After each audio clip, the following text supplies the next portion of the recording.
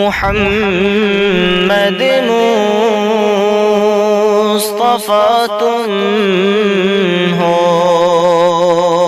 خلاصہ یہ نکلا کہ غذا ملتی ہے زمین سے، اور زمین پر جو غذا ہے جو ہمارے پیٹوں میں جاتی ہے وہ پوری دنیا کے اجزاء اس میں شامل ہوتے ہیں۔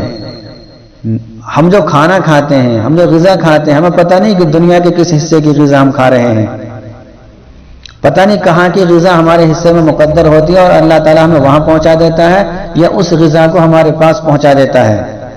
تو جس طریقے سے ہماری پیدائش کے اندر دنیا کے ذروں کو دخل ہے، اللہ تعالیٰ نے تمام ذروں کو ایک ساتھ کر کے ہمارے پیٹ میں پہنچا دیا، تو اس کے لیے کیا بھاری ہے کہ ہمارے اتنے بڑے جسم کو جو بنا ہوا ہے بغیر نمونے کے بنایا اور ایسے پانی سے بنا دیا، اتنا بڑا جسم بنا دیا، تو کیا وہ دوبارہ پیدا نہیں کر سکتا؟ دوبارہ نہیں بنا سکتا؟ وہ بنا سکتا ہے، اسے کوئی مشکل نہیں ہے۔ اگر انسان صحیح عقل سلیم رکھتا ہے، صحیح سوچ رکھتا ہے، تو انسان کو ضرور یہ بات سمجھ میں آنی چاہیے کہ جس ذات نے انسان کو پہلی مرتبہ پیدا کیا ہے بغیر نمونے کے، وہ دوبارہ بھی بنا سکتا ہے۔ لیکن کچھ لوگ ہیں جو سمجھتے نہیں اور اعتراض کرتے ہیں۔ یخرج من بین الصلب والترائب انہ علی رجعہ لقادر، بلا شبہ وہ ذات اس کے دوبارہ پیدا کرنے پر قادر ہے۔ اور یہ دوبارہ انسانوں کو کب اٹھایا جائے گا، کب بنایا جائے گا؟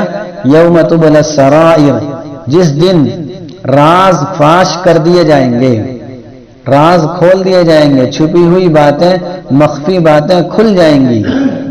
آج انسان کسی کے ساتھ ظاہر میں دوستی کرتا ہے، دل میں دشمنی چھپاتا ہے، یہاں چھپا لے گا لیکن وہاں نہیں چھپے گی۔ آج جھوٹ بولتا ہے لیکن یہاں تو جھوٹ بول کر دوسرے کو دھوکہ دینا ممکن ہے، دوسرے کو دھوکہ دیا جا سکتا ہے، لیکن قیامت کے دن دوسرے کو دھوکہ نہیں دیا جا سکتا۔ وہاں تو ساری باتیں کھل جائیں گی کہ تو نے دل میں کیا چھپایا تھا اور ظاہر کیا کیا تھا، تو ساری چھپی ہوئی باتیں انسان کی وہاں ظاہر کر دی جائیں گی۔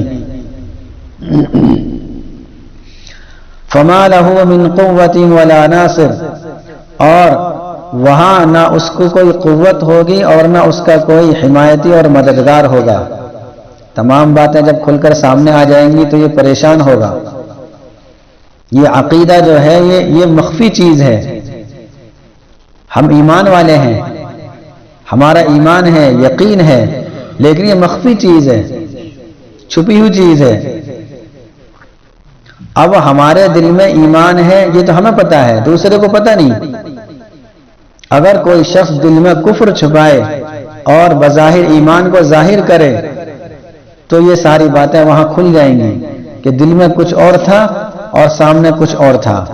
تو اس لیے ہم سب کو چاہیے کہ ہم اس آیت کو سامنے رکھ کر نہ تو ہم کسی سے منافقانہ برتاؤ کریں، اگر دوستی کرنی ہے تو کھل کر دوستی کریں۔ یہ ایسا نہیں کہ سامنے تو دوستی ہے، سامنے تو اجی اجی ہو رہی ہے اور پیچھے اسی کی گردن کاٹنے کی فکر کی جا رہی ہے، اسی کو نقصان پہنچانے کی فکر میں لگا ہوا ہے۔ سامنے دیکھا تو کوئی بات نہیں، آپ تو ایسے ہیں ویسے ہیں، بڑے ہیں، عزت بھی کی جا رہی ہے، احترام بھی کیا جا رہا ہے اور اس کی آؤ بھگت بھی کی جا رہی ہے، لیکن آنکھوں سے اوجھل ہوتے ہی اب اس کی کاٹ میں لگ گیا۔ اس کو بولتے ہیں منافقانہ عادت۔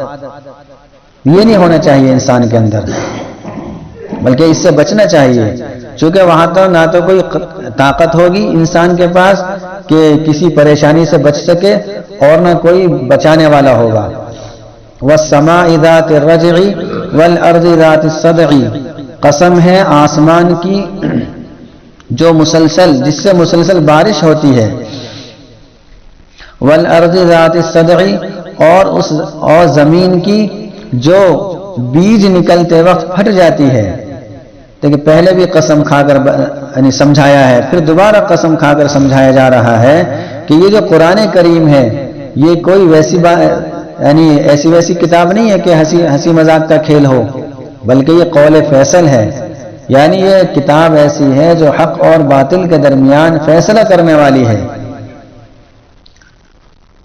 اور آسمان کی قسم کھائی دوبارہ کہ قسم ہے آسمان کی جس سے مسلسل بارش ہوتی ہے، کہ اللہ تعالیٰ کی ذات ایسی ہے کہ آسمان سے بارش کرتی ہے وہ اللہ تعالیٰ کی ذات. اور زمین کتنی سخت ہوتی ہے، لیکن جب زمین میں بیج ڈالا جاتا ہے، اتنی سخت زمین کو پھاڑتا کون ہے؟ اللہ ہی پھاڑتا ہے. اللہ ہی سب کچھ کر سکتا ہے. جب اللہ تعالیٰ سب کچھ کر رہا ہے تو قیامت بھی تو اللہ تعالیٰ لائے گا. تو پھر اس میں شک نہیں کرنا چاہیے.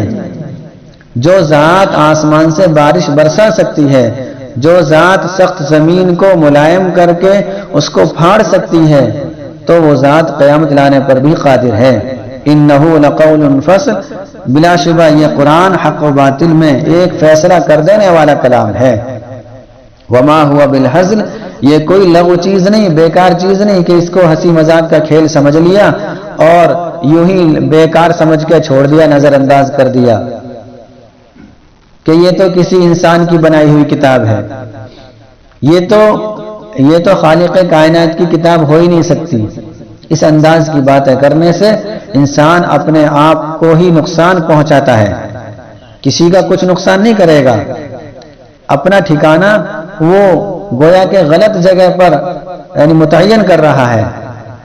تو اس لیے قرآن کریم کے بارے میں، قرآن کریم کا مطلب سمجھنے میں ہمیں صحیح کوشش کرنی چاہیے، اپنی طرف سے نہیں گھڑنا چاہیے.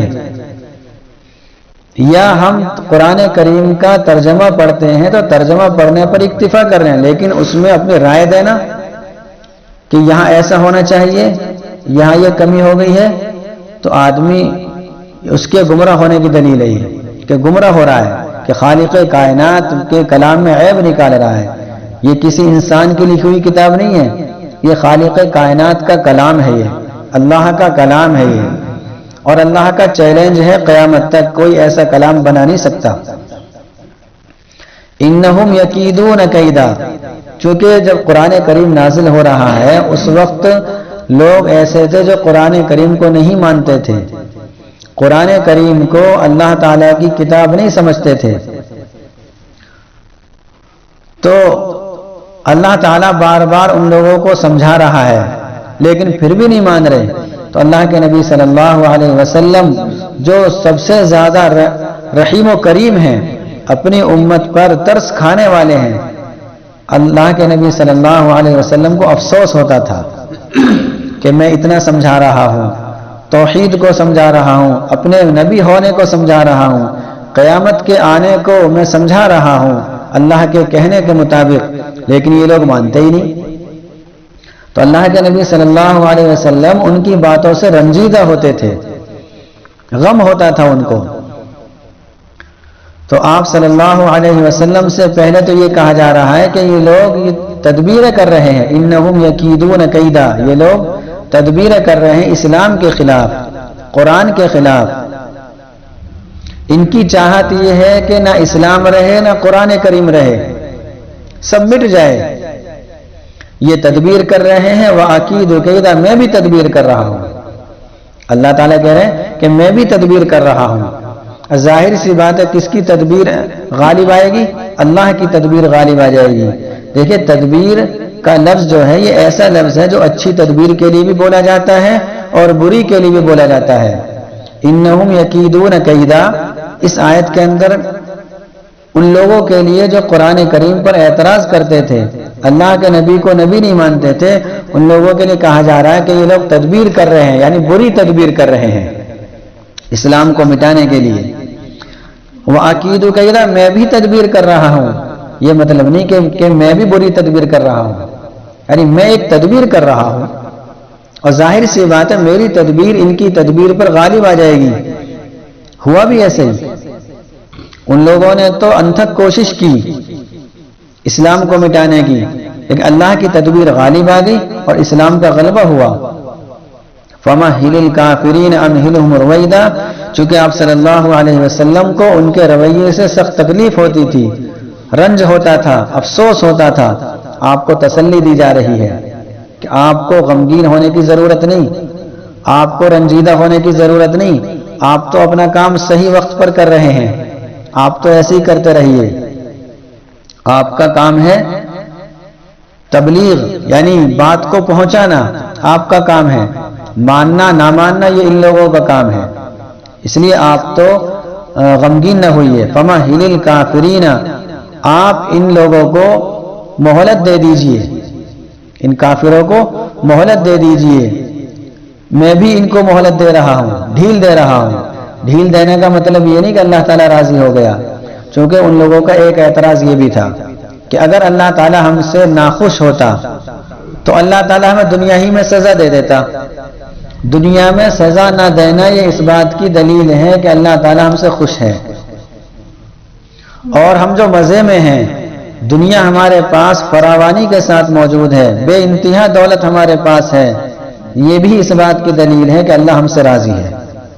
تو ان کو جواب دیا گیا ایسا نہیں ہے، یہ ڈھیل ہے، یہ دولت کو زیادہ دے دیا یہ بھی ڈھیل ہے، اور تم لوگ جو گمراہی پر چل رہے ہو اور تمہیں چلنے دینا یہ بھی ایک ڈھیل ہے۔ جب اللہ تعالیٰ کی پکڑ آئے گی پھر کوئی بچانے والا نہیں ہوگا۔